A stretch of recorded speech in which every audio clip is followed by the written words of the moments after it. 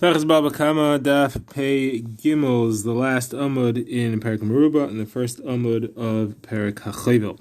So the last Amud in Meruba begins after the Gemara has just said that it's forbidden to study the wisdom of the Greeks. So Gemara asks, is it really forbidden to study the wisdom of the Greeks? Gemara has two kashas on that. First is from Rabbaisa, where Rebbe said in Eretz Yisrael, why do they speak a language called Sursi, which is a version, a dialect of Aramaic? He says they should better speak Lashon Kodesh or Greek. And Rav Yossi said in Bavel, why do they speak Aramaic? They should better speak Lashon Kodesh or Persian. Now, Eretz Yisrael was closer to the Greek land, so it made sense to speak Greek there, as opposed to Bavel, which is closer to Persia. It made sense to speak the Persian there. But either way, you see from here that Rebbe was recommending speaking Greek over this language called Sursi. If it's also to study Greek wisdom, how are people supposed to speak Greek? So the Gemara answers Greek wisdom and Greek language are not the same. Greek wisdom is usher, Greek language is permitted. And our second question is from Rabbi Yehuda said name of Shmuel about Rav Shimon ben Gamliel, who said about himself, the pasuk in Eicha Eini Ola L'Nafshi Mikol B'nais Iri, that my eyes would cry for all the people of my city, because there were 1,000 Talmidei Chacham there, 1,000 young men there. 500 of them learned Torah, 500 of them learned Greek wisdom, not Greek language, Greek wisdom, and none of them survived except for Rabbi Shimon himself and his cousin, the son of his father's brother, Asya.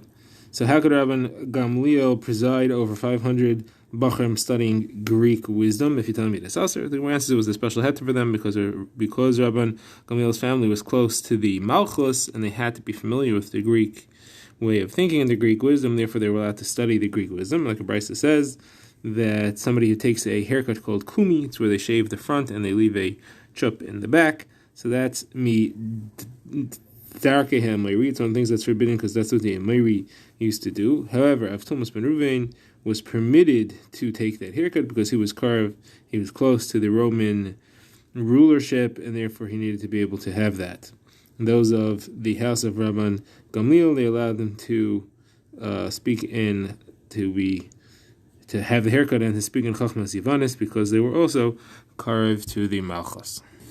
Gemara now refers back to our Mishnah where we had seen there's not allowed to raise a dog unless he's tied by chains. More quotes a similar brisa. A person should not raise a dog in his property unless it is tied up by chains. However, he is allowed to if he's in a city which is on the border, and then he can leave it tied during the day and he can leave it loose at night. It's part of the protection for the border of the country, the Medina, the city.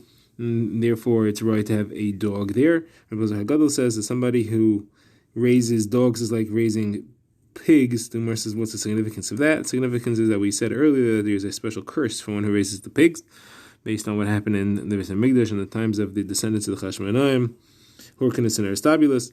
So the same curse applies to one who raises the dogs. It says Rav Yezra Menim, name Rav Nachman, any city in Bavel, that's Rashi explains that it's on the edges of the Yishuv, in Bavel, has the status of a border city, since there are so many Jews living in the Bavel area, so that's a border of a Jewish Yishuv. And Gemara says it's specifically referring to Naharda, which was on the edge of the city, on the edge of the Yishuv. Says Gemara Joshua Rav Dustoi of Biri, the Torah says Uvenuchei Yoimar, when the Shechina rested on Klal Yisrael, Shuva Hashem Rivos Alfei Yisrael, that it rested upon the Rivavos Alfei to Rivava. A Rivava is 10,000, so two of those is 20,000, and then Alfei is 2,000, so 22,000. So the Shechina rested only on a minimum of 22,000 members of Klal Yisrael at a time. Says the Gemara, what if you had 22,000 minus 1, and there was a woman there who was pregnant, and that pregnancy fulfilled the number 22,000, and then a dog would make noise and cause a shock, and she would lose her child. So that loss of that last child that fulfilled the number 22,000 caused the Shechina to leave Klal Yisrael, to depart from Klal Yisrael. You see, having a dog literally caused the Shechina to leave Am Yisrael. In Marco, it's an incident where there was a woman who went to bake in the neighbor's house, and a dog barked at her, and the owner of the dog said, "Oh, that's okay, don't be afraid of him. His teeth have already been removed." She said, "Take your favors and throw it on the thorns. It's too late. I already felt that the child within me has been uprooted, and he's not going to survive." The Gemara now concludes with the last halacha we've seen in the Mishnah. If somebody wants to set traps for pigeons, he has to be at least 30 ris which is 4 mil away from the city where people have their private bird collections, their private yonis. So the Gemara asks, that seems to imply that a yona could wander as far as 30 ris away from his home. However, we learned apparently that the law is that they only travel up to 50 amas, because we said if somebody wants to have a dove farm, if he wants to raise the pigeons, he has to be at least 50 amas away from the city so that he will not have his birds eating other people's crops. And so you see they only go as far as 50 amas, they don't go further. So my answer is they go far, however, they only eat within 50 amas. That is, they hop and they peck and they eat within 50 amas close to their home. Further than that, they'll travel, but they won't be eating anymore because their stomachs are already full by the time they get that far. So if you're worried about catching them in your traps by mistake, they have to be at least 30 ris away. However, if you're worried about them eating your crops, as long as they're more than 50 amas, their home is more than 50 amas from your field, you don't have a problem. So Gemara says, is it true that they only wander up to 30 ris? They seem to wander further. We have a brayso that says, if you have a village, you have to be even 100 mil away. You can't spread nets to catch them. So Rabbi Yosef says it's a different type of yishuv there. That's talking about a village of vineyards that makes them travel further. Rabbi says it's a yishuv of dovkots, a yishuv of shevachin, and therefore they travel throughout them. Somewhere says, so then why are we talking about spreading nets because of this one shevach? He can't spread nets because of all the other shevachim that are there. He said it's a village of shevachim. So Gemara answers, either they belong to the Goyim, or they belong to Hefker, or they are his own, and therefore he doesn't have to worry about that. However, this one shevach, which belongs to another Yisrael, that he has to make sure to stay away from, a distance of 30 ris, if there's no yishuv that's around, or even further, if there is. That concludes the 7th parak in the Masechta, Parak Meruba. We now begin the 8th parak, Parak Chavel, which discusses injuries. When one person injures another, how much does he have to pay him for the injury that he caused him? So the Mishnah begins by saying if one person injures another, he has to pay him 5 categories of restitution: Nezik, Tsari, Poshevis, and Vaishes. So I'm going to explain them all. So Nezik is the damage that he caused him. It's a permanent injury that devalues him if he would be on the slave market. So for example, if he knocked out his eye, or he cut off his hand, or he broke his leg, then you look at his value on the slave market before the injury and the value after the injury, and he has to pay the difference. Now, how much do you pay for the pain that he caused him? So we evaluate the value of the pain as how much would a person of his stature in life be willing to be paid to be caused a pain to that amount, meaning how much money would be worth it for him to receive the pain like that, irrespective of any injury that he had. And that's, the Gemara uses the example as if he got a burn with a hot spit, or if he got struck with a nail and it caused an injury, even if it was on a nail, a fingernail, where it doesn't cause a wound, just the pain itself, how much would it be worth for him to be paid for that? Now, ripoy are the medical expenses that it takes to heal him, and this can take a number of forms, so you have to pay the bills to heal him. If the injury grows blisters, if it's because of the blister, it's because of the injury, he has to pay to heal those as well. If it's independent of them, then he doesn't. If it never fully heals, but it keeps getting better and worse and better and worse, he has to keep paying the bills until it gets to the point that it fully heals. After that point, if anything returns, then it's not the responsibility of the injurer. Now, Sheves is his loss of work. He's already paid him for his abilities and skills by paying him for the injury. So at this point, it just has to pay him for the loss of work as if he's a person who had no abilities and skills, just a person whose job was to watch cucumbers growing in the field, protect them from animals. That lost work because of him having to be laid up, yes, that's the shevis that he needs to pay. And then the last one is Vaishas, that's how much embarrassment was caused. That depends on both people, depends on the attacker as well as the victim. Generally, Rashi says, the lower the class of the attacker, the more embarrassment there is for the victim, and the higher the class of the victim, the more embarrassment there is for the victim. So it all is calculated based on who they are and their position in the community. So now the Gemara begins. The Gemara asks why, meaning what is the source of the halacha that you need to pay for the limb that was injured or knocked off? So the Gemara says the sources where it says ayin tachas ayin, an eye for an eye, which the Gemara says does not mean that you knock out the eye of the attacker if you knocked out the eye of the victim, but it means that you pay for the eye which the victim lost. So the Gemara, how do you know what that means? The Gemara goes to brayso.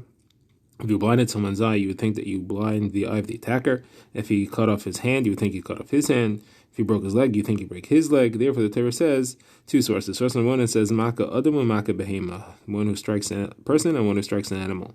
Just like striking the animal, you pay for, not going to cause that injury to you. The Gemara will discuss this more later. So just like striking the animal, something you pay for, striking a person is linked to that is also something that you pay for. Now, if you have a problem with that drasha, says Gemara, I have a second drasha. It says like should not take a payment instead of the life in order to save the life, to bribe the life of a murderer.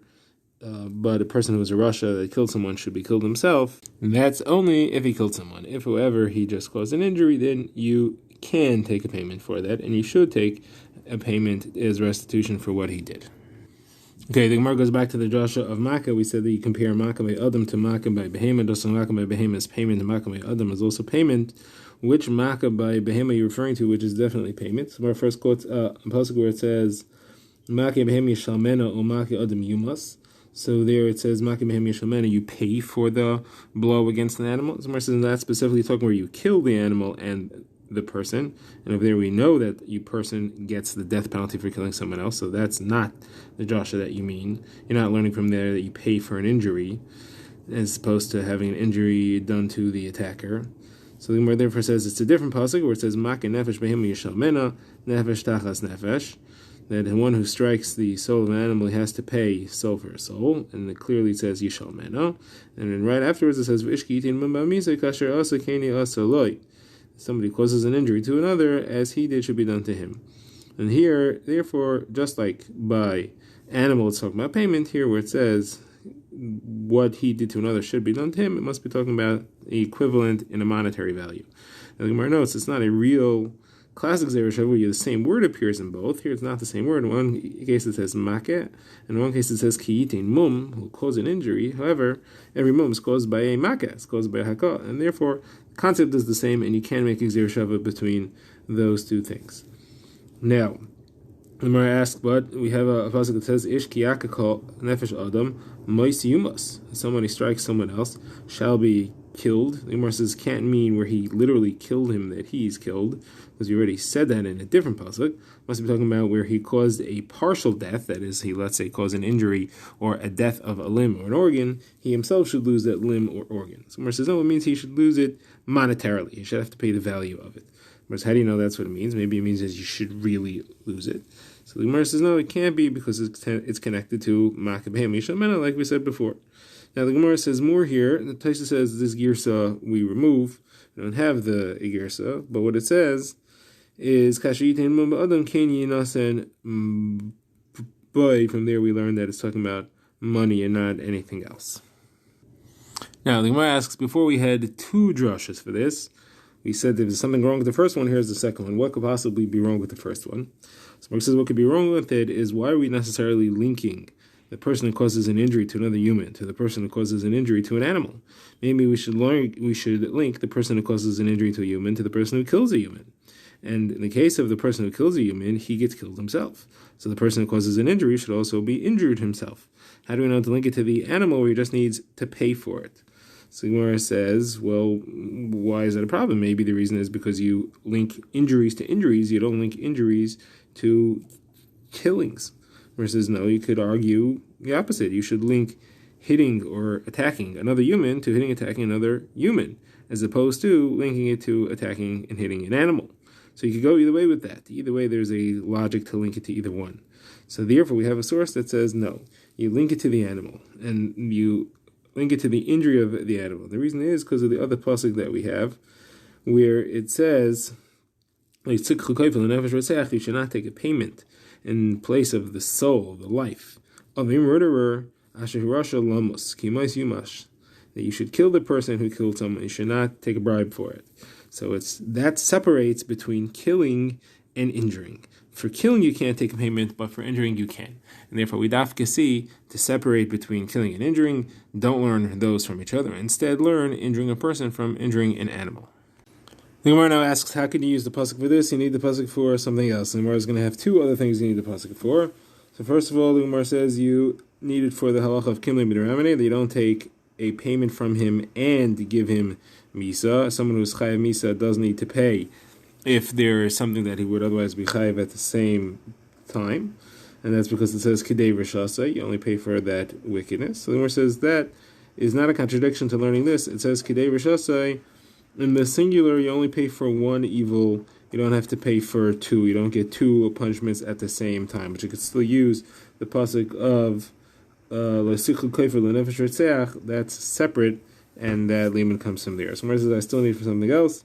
I need it from the fact that you can't take money for a situation where you should be mechayev for the misa. How do you know to use this pasuk for the fact that you don't pay, that you don't injure in exchange for an injury, that you take money for that? So Gemara says, look, if that was all it was for, it wouldn't have to say lenefesh reseach. It would just say le'sichukai for lashahu rasha. Don't take money for somebody who deserves a punishment. Why does it have to say lenefesh reseach? That's to tell you that only for a reseach do you not take money instead of his life. However, for an injury, you do take money instead of the life. So then we're asked, okay, great. So you explained to me why I need the second drasha, and the first one's not enough, but why do I need the first drasha? Shouldn't the second one be enough? Isn't this pasuk of le'sichu kaif lenefesh reseach, shouldn't that be enough? Why do I need the pasuk of ayin tachas ayin linked to makei nefesh behem mishalmena, that is only tashlumin and not actual injuring the other person in exchange? So Gemara says, because if you'd only learn from le'sichu kaifer, you would think that he has a choice to give his eye or to give the money. Therefore, it has to see, link it to makei behema, just like makei behema, there's no choice. You can only do tashlumin, as the Torah says tashlumin. Here also, there's no choice. You can only do tashlumin. Another Gemara brings a brisa, which has a source for the fact that ayin and tachas ayin means money and not an actual injury from logic. So the brisa quotes of Dustay ben Yehuda says ayin tachas ayin means you pay the value of an eye in place of an eye. How do you know that? Maybe it means that you actually poke out an eye as a retribution for putting out someone's eye. So Gemara says, if that's true, so then what would be if one person got a big eye and one person got a small eye? So it wouldn't be equal. Let's say he injured a small eye and you're going to knock at his eye, which is a big eye, or a more powerful eye, or a more skilled eye. So it's not a fair payment. You do more of an einish for one than what he did. So Gemara says, maybe in a case like that, the Yutaka wouldn't put out the eye. Maybe there you would need to pay for the eye. But in a case where they're equal, then you could just do an eye for an eye. So Gemara says, if that would be true, then you would have different rules for different injuries. And the Torah says, Mishpat echad yelchem, Mishpat hashav l'kolchem. You should have the same rule for everybody. So the Gemara rejects this. The Gemara says, why would you say that? Maybe it's just vision for vision. You don't like the size of the eye, the power of the eye, the power of vision that somebody robbed from someone else. He has to give up his own power of vision in exchange. If you're only bringing from logic, I could say that that's still equal. So the Gemara says, I'll prove it to you, because we know that you do kill somebody who killed someone else. Well, what if the person who killed was a very big person and he killed someone small, or vice versa? You'd also say it's not fair because you're killing a big person for a small person, or a small person for a big person. And the Torah said, Mishpat echad yelchem, Mishpat hashav l'kolchem, has to be the same for everybody. Obviously, that's not, because you just say it's a life for a life. It doesn't matter big life, small life. A life is a life. So the same way, you could say it's vision for vision. Doesn't matter big vision, small vision.